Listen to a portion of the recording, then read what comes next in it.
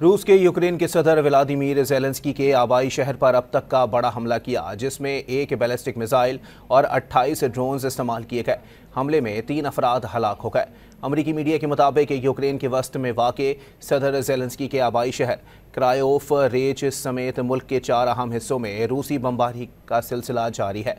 क्रायोफ रेह शहर के फौजी इंतजामिया के सरबला अलेक्जेंडर विकोए ने बताया है कि रूस की जानिब से एक बैलिस्टिक मिसाइल और 28 ड्रोन्स का इस्तेमाल किया गया। यूक्रेनी सदर ज़ेलेंस्की ने कहा है कि रूसी हमले में मजमूई तौर पर यूक्रेन में 3 लोगों की हलाकत हुई, जिनमें एक सोमी और 2 खारकीव के मुख्तलिफ इलाकों में हुई। रूसी हमलों में 15 यूक्रेनी शहरी जख्मी हुए। क्रायोफ रिह में रूसी हमले का मकसद शहर के तवानाई मरकज़ को तबाह करना था। अमरीकी मीडिया ने बताया कि रूसी अफवाज ने गुज़िश्ता रात में यूक्रेन के मुख्तलिफ शहरों पर हमलों में 13 मिसाइल और 728 ड्रोन्स इस्तेमाल किए, जिससे पता चलता है कि रूस अब ड्रोन्स के इस्तेमाल में इजाफा कर रहा है। जबकि रूस ने दावा किया है कि उसने यूक्रेन की जानिब से दागे गए 126 ड्रोन्स को फ़िज़ा में ही तबाह कर दिया। बल्गराद रीजन में यूक्रेनी ड्रोन हमले में एक शख्स हलाक और 4 जख्मी हुए।